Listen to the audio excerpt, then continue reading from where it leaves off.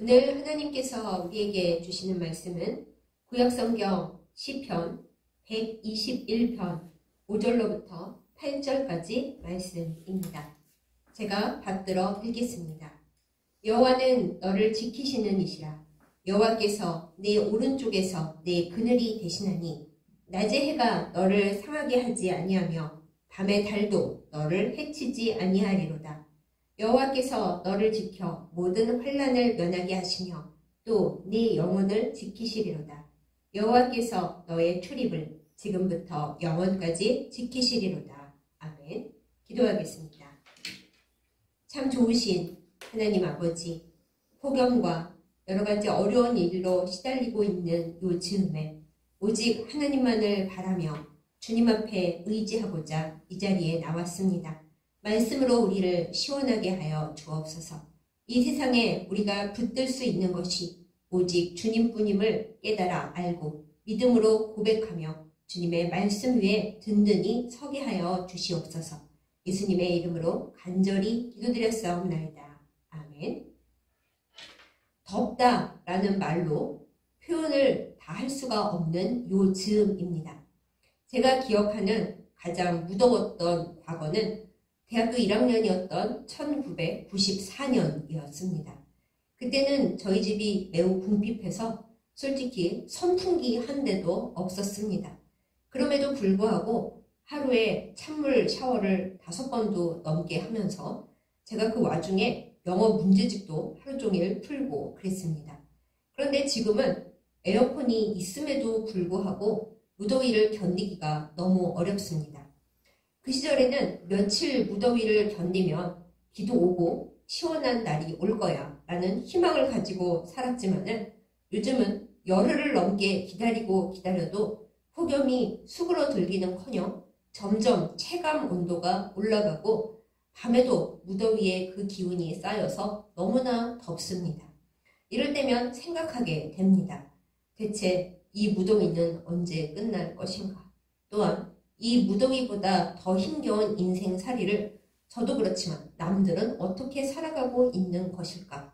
그 생각을 하다 보면 마음이 한없이 답답해지기도 하고 역시 우리의 의지가 되시고 우리의 힘이 되시는 분은 하나님밖에 안 계시는구나 하는 생각이 절로 듭니다.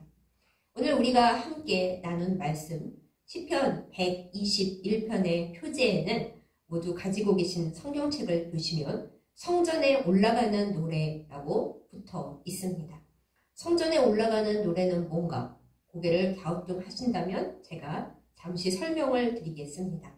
시편은 1편부터 150편까지 있는데요. 한꺼번에 다 쓰여진 책이 아닙니다. 다윗 왕 시절부터 해서 그 뒤에 이어지는 유다의 괜찮은 왕들이 백성들에게서 내려오는 유명한 시와 찬양들을 다 묶어서 편집한 책이 시편입니다. 그래서 여러 가지 내용들, 또 여러 작가들 그렇게 따로따로 되어 있어서 누가 썼는지 어떤 때 사용됐는지 확실하게 아는 경우에는 부제목이 붙어 있습니다. 그런데 특별히 오늘 우리가 나눈 시편 121편의 경우는 시편 120편부터 130편, 34편까지 15개를 구성하고 있는 시편 중에서도 성전에 올라가는 노래들이라고 되어 있는 묶음집에 들어가 있는 시편입니다.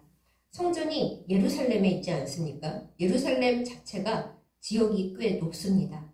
그런데 예루살렘 성전이 지어진 그곳은 더군다나 높은 곳이었습니다. 그야말로 산이었습니다.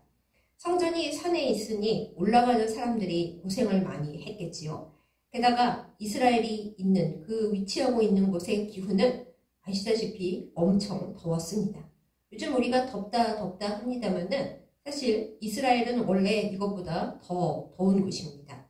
습기가 없어서 우리처럼 이렇게 찐득찐득하고 불쾌지수가 높아지고 그렇지는 않지만은 땅에서 올라오는 열기가 굉장히 뜨거운 지역이었습니다. 게다가 평지에 가만히 있기만 해도 더워 죽겠는데 산을 올라가려면 얼마나 더웠겠습니까? 게다가 혼자 가는 것도 아니고 여호와 하나님께서 이스라엘 백성들에게 모세시대에 명령하시기를 이스라엘 백성, 특히 남자들은 1년에 적어도 3번은 꼭 성전에 올라와서 하나님 앞에 예배를 드려라 이렇게 말씀하셨기 때문에 모든 이스라엘 사람들이 아무리 성전에서 먼 곳에 있다 할지라도 성전이 있던 시절에는 꼭꼭꼭 1년에 3번 성전이 있는 이스라엘 예루살렘 그리고 그 예루살렘에서도 성전이 있는 그 산으로 올라갔습니다. 그러니 떼거리로 많은 사람들이 쭉 줄을 서서 올라가지 않았겠습니까? 더운 길에 사람은 많고 그렇다고 뭐 요즘처럼 부채가 있기를 하나 부채는 있었을 것 같아요. 그래도 뭐 아이스크림이 있기를 하나 뭐 시원한 냉방 장치 뭐 선풍기 그런 게 있기를 하나 아무것도 없었겠지요. 그렇게 힘들고 어려운 길을 구슬땀을 흘리면서 올라갈 때 하나님 앞에 예배드리러 가는 상태니 뭐 불평을 할 수가 있겠습니까? 원망을 할 수가 있겠습니까? 아이고 하나님은 왜 이런데 성전을 지으라 하셔가지고는 우리와 여러분 이런 고생을 하게 만들어 평지에 지었으면 좀 얼마나 좋아 아니면 바닷가 근처라도 좀 지지 이럴 수는 없지 않겠습니까? 그럴 수 없으니까 이스라엘 백성들이 감사한 마음 기뻐한 마음 하나님을 찬양하는 마음으로 길을 올라가면서 성전에 올라갈 때 부르는 노래 찬양들을 여러 가지 지었던 것 같습니다. 그러니까 오늘 말씀도 백성들이 힘들 때 성전에 올라가면서 그 올라가는 어려움을 달래고 하나님께 감사를 드리고 자신들의 신앙을 확실히 드러내고자 부른 노래들 중에 하나였다라는 것이죠. 말씀드렸다시피 이스라엘의 성전 올라가는 길이 매우 힘들고 땀도 많이 나고 그 무엇보다도 햇볕이 쨍쨍 내리쬐었기 때문에 오늘 나눈 이 시편의 말씀 중에 낮의 해라는 표현이 나옵니다. 제가 오늘 설교의 제목을 오른쪽 그늘이라고 지었는데요. 제목부터가 수상한데 그러나 성경 그대로 표현입니다. 하나님께서 이스라엘 백성들에게 오른쪽 그늘이 되어주신다라는 말씀이 오늘 본문 중에 있죠.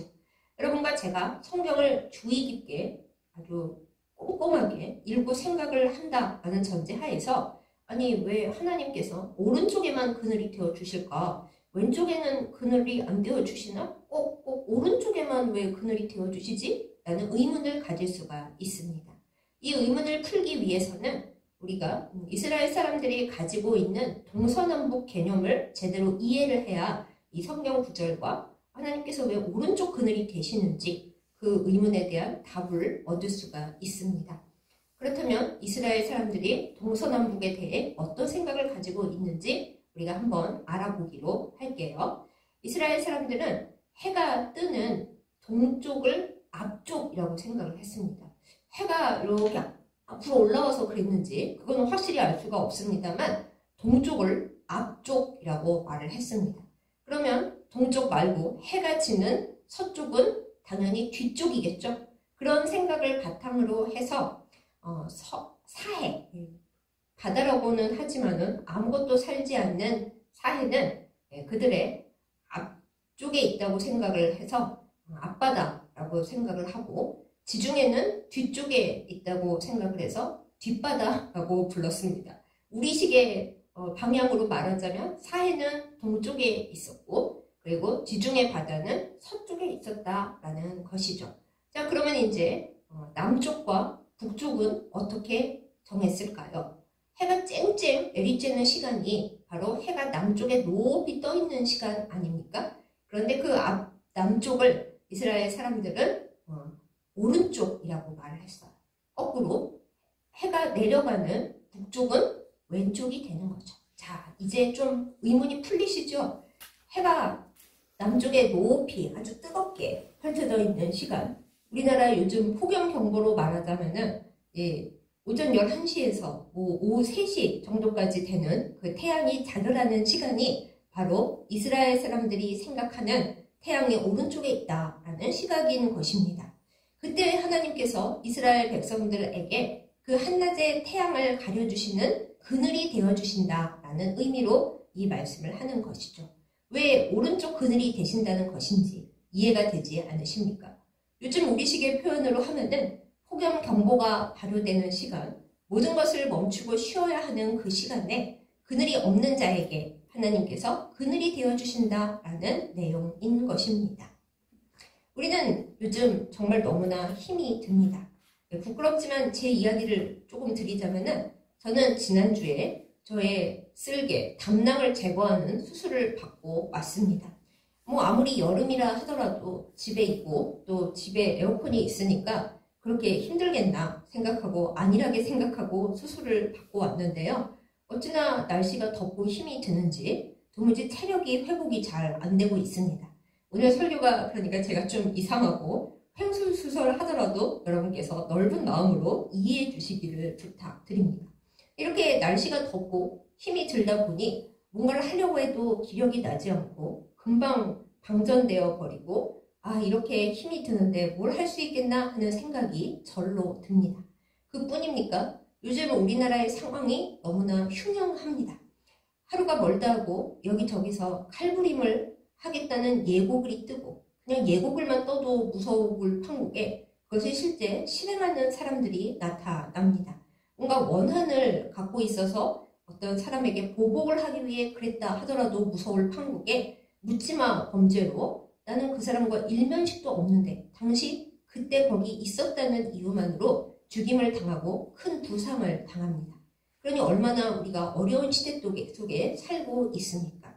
이 폭염이 이제 8월 말쯤 지나간다. 우리가 희망을 갖더라도 그 이후에 일어나는 태풍이니 또 폭우니 그 많은 자연의 여러 현상들 앞에서 우리는 할 수 있는 것들이 거의 아무것도 없습니다. 더울 때 너무나 덥고 또 비가 올 때는 속수무책이고 태풍이 오면은 또 바람 때문에 피해가 많고 이 모든 것들이 단순히 날씨나 사람들의 거칠어진 마음 때문만이 문제가 아니라 온 세상이 우리가 살기에 점점 어려워지는 장소가 되어가고 우리는 그에 대한 대비책을 갖기가 너무나 힘들다라는 그 한 가지 사실로 결론을 낼 수 있습니다. 우리가 하나님 없이 잘 살아갈 수 있다고 아무리 교만을 떨어봤자 실제 현실 속에서 그것이 불가능하다라는 것입니다. 창조주이신 하나님, 우리를 도와주시고 우리를 이끄시는 하나님의 역사가 없이는 우리는 살아갈 수가 없는 세계 속에 있다는 것이고 그리고 그 살아갈 수 없다는 의미가 그냥 멀리 떨어져 있는 것이 아니라 우리의 현실 속에서 매일매일 확인될 수 있는 정말 무서운 어려움이라는 것이죠. 이러한 우리에게 오늘의 이 말씀, 성전에 올라가던 이스라엘 백성들이 부르던 이 노래는 우리에게 큰 힘과 소망과 위로가 됩니다. 하나님을 사랑하는 백성들에게 낮의 해가 너희를 상하게 하지 않겠다고 상하게 만들지 않으시겠다고 이렇게 약속을 하셨습니다. 또한 오늘 말씀에 보면은 밤의 달이 너를 해치지 못하게 하겠다고 말씀하십니다. 이스라엘 백성들이 성전을 올라가면서 부른 이 노래는 그들의 경험 가운데서 생겨난 노래입니다. 제가 한 가지 말씀드릴 것이 있는데요. 많은 앞서가는 교회들에서 새로운 찬양들을 많이 만들고 성경에서 새 노래로 찬양하라 그랬다고 우리는 새 노래를 만드는 것이 성경적인 태도이다 이렇게 주장을 합니다. 그런데 성경적으로 진짜로 말씀을 드리자면 구약을 연구하는 성서학자들이 말씀하시기를 새 노래로 찬양하라 라는 것은 우리가 알고 있는 이스라엘 백성의 최고의 경험, 홍해의 기적, 출애굽기에 있는 그 기적이 일어난 후에 미리암과 이스라엘 여인들이 속어치고 북치면서 하나님을 찬양했던 그 노래가 최초의 찬양 노래이고 그 노래를 기본으로 해서 그 이후에 뭐 곡조를 달리하든지 가사를 좀 상황에 따라 바꾸든지 하면서 하나님을 찬양하는 그런 찬양 노래들을 그 출애굽 경험을 바탕으로 해서 변주를 하고 좀 바꾸라 그것을 새 노래라고 불렀다고 해요. 그러니까 우리가 우리 식대로 해서 계속 새로운 노래들을 만들어서 부르라는 뜻이 아니라 하나님께서 우리를 살리시고 도우셨다라는 그 최초의 경험을 잊어버리지 않고 상황에 맞게 늘 새롭게 찬양하라라는 의미로 새 노래라는 것을 제가 삼천포에서 잠시 말씀드립니다. 아무튼 이스라엘 백성들은 이 광야 체험을 통해서 하나님이 자신들에게 낮의 해와 밤의 달을 모두 가려주시고 피하게 해주시는 분임을 경험을 똑바로 했는데요. 무엇으로 그렇게 확실한 경험을 갖게 되었을까요? 여러분과 제가 모두 다 잘 알고 있는 구름 기둥과 불 기둥의 경험을 통해서 그것을 체험했습니다. 광야는 풀 한 포기가 없고 나무도 드물게 있는 곳입니다. 항상 이스라엘 백성들이 불평할 때 물이 없어서 불평을 했잖아요. 물만 없는 것이 아닙니다. 물이 없으니 식물도 거의 없었습니다. 오아시스 근처에나 나무들이 쬐금 자랐을까? 그렇지 않은 곳에서는 양도 뜯어먹을 게 없을 정도로 풀이 없고 식물이 없었습니다. 요즘 우리나라에서 세계 청소년 잼버리 대회를 하는데 너무나 시설이 안 좋다고 굉장히 세계적으로 시끌시끌 국제망신이 되었죠. 사람들이 비판을 할 때 아니 그 새만금 간척지에 나무 한 그루 제대로 심어져 있지 않던데 어떻게 그런 데서 애들을 야영을 시킬 생각을 했느냐 그래요. 그런데 여러분 이스라엘 백성이 40년을 헤맨 광야가 바로 그 잼버리 야영지 같은 곳이었습니다. 식물이 하나도 없고 물도 없고 그 많은 백성들이 살 수가 없는 곳이었습니다. 그러니까 꼭 참다가도 가끔 불평이 확 터져 나오는 거죠. 그러나 그들이 40년을 그 풀 한 폭이 제대로 안 나는 땅에서 살아남을 수 있었던, 오히려 큰 인구를 이루면서 살아남을 수 있었던 그 이유가 무엇이었겠습니까? 하나님께서 백성들을 그 힘든 광야 생활에서 시원하게 따뜻하게 지켜주셨기 때문입니다. 그 하나님의 크신 보호의 상징들이 몇 가지 있는데 그 중에 한 가지가 구름 기둥과 불 기둥입니다. 광야니까 낮에는 얼마나 더웠겠어요. 피할 곳도 없었겠죠. 그늘이 어디 있어요? 그런데 하나님께서 그들에게 그늘이 되어 주십니다. 하나님의 사자가 함께 계시는 구름 기둥을 통해서입니다. 구름 기둥이 그 엄청나게 많은 이스라엘 백성들을 쫙 덮어서 그늘을 제공했습니다. 그리고 그들이 갈 길을 낮에 인도했습니다. 그야말로 낮에 해가 오른쪽에서 쨍쨍쨍 내려쬐어도 하나님의 구름 기둥이 백성들을 지키심으로 인해서 그들은 일사병, 열사병 그런 거 걸리지 않았습니다. 밤에는 또 어떤가요? 광야의 밤은 굉장히 춥습니다. 우리는 요즘 밤에도 열대야라고 더워서 죽을 지경입니다만 광야는 그렇지 않아요. 낮에는 찌는 듯이 더웠어도 습기가 없기 때문에 밤이 돼서 태양이 물러가 버리고 나면은 굉장히 춥다고 합니다. 그러니 밤에는 아이고 추워 하고 있을 그 이스라엘 백성들에게 하나님께서 밤에는 따뜻한 불기둥을 보내주셨습니다. 밤의 달을 사람들이 싫어하는 이유는 밤의 달이 사람들을 정신병 들게 하고 홀리게 하는 어떤 특이한 힘이 있다는 미신을 가지고 있었기 때문에 그래요. 그래서도 밤을 무서워했습니다만 여러분 하나님의 큰 불기둥이 온 백성을 다 덮는데 그 밤의 달이 뭐 그렇게 무서웠겠습니까? 온 60만이 넘는 이스라엘 사람들, 남자만 따져도 60만이 넘었다는 그 이스라엘을 다 따뜻하게 하는 불기둥. 그 경험을 가지고 있는 이스라엘 백성들. 성전에 올라가는 이스라엘 백성이 조상들이 갖고 있었던 과거의 경험을 통해서 자신들의 현재를 하나님께서 지켜주신다는 그 신앙을 고백했듯이 여러분과 저의 삶 속에서도 하나님께서 과거 우리와 함께 하셨던 그 경험을 기억하면서 지금의 어려움 속에서도 하나님이 여전히 우리를 지키시고 앞으로는 더 잘 지켜주시리라는 그 믿음을 우리 안에 간직해야 할 것입니다. 지금이 너무 어려운 폭염입니다.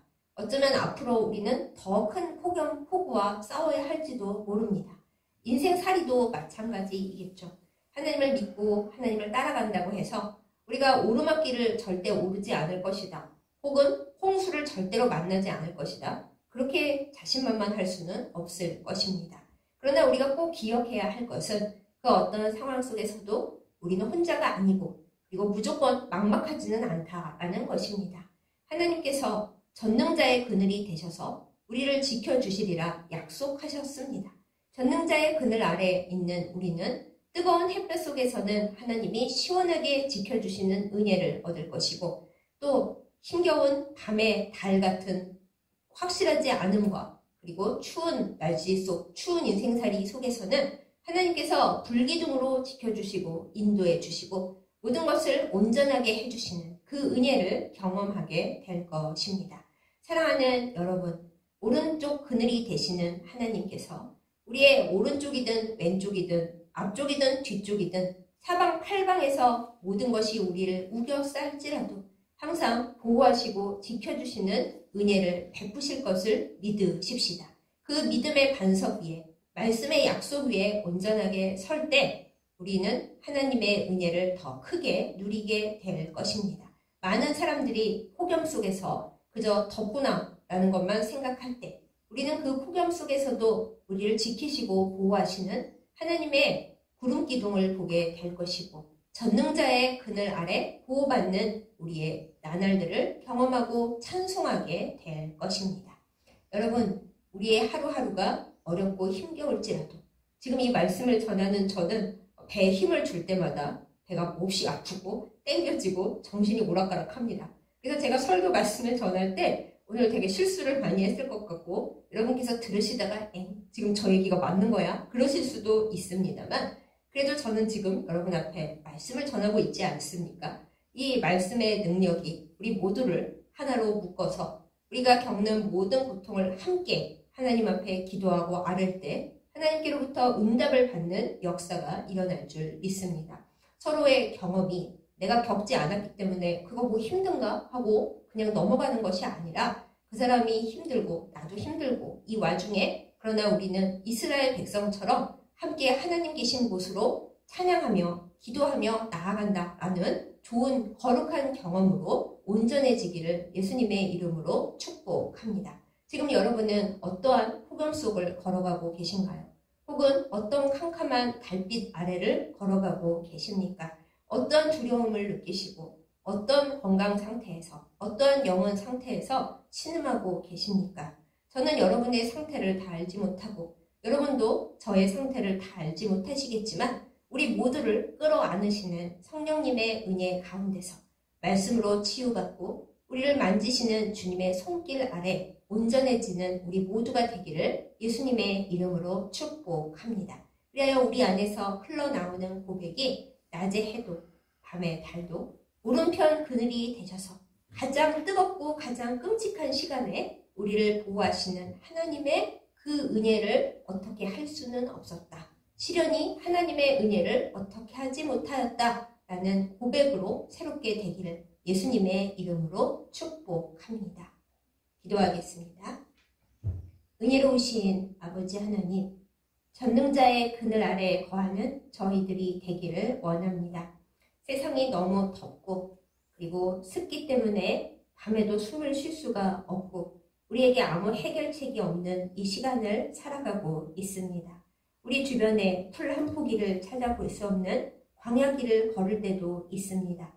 주여 이 모든 어려움을 주님 앞에 고백하오니 우리를 살려주시옵소서. 성경에 성전에 올라가던 이스라엘 백성들이 고백한 대로 우리의 가장 어렵고 힘든 그 폭염의 한낮을 걸을 때에도 그 우리의 오른편에 그늘이 되어주시는 우리 하나님을 온전히 믿고 따르게 하여 주시옵소서. 하나님 이 시간 아파하는 모든 이들의 모든 사정을 들어주시고 어루만져 주시기를 간구합니다.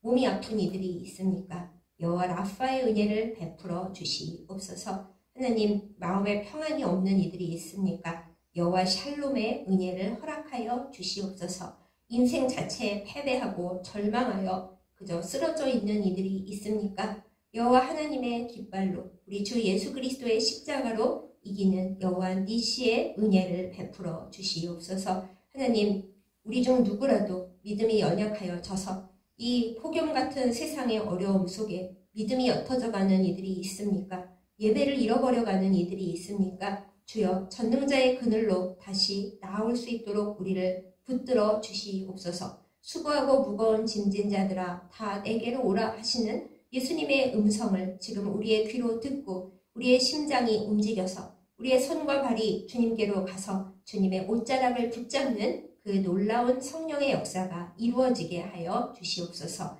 낮에 해도 밤에 달도 어쩌지 못하는 하나님의 구름 기둥과 불 기둥의 역사를 우리에게 허락하여 주시옵소서. 예수님의 이름으로 간절히 기도드렸사옵나이다.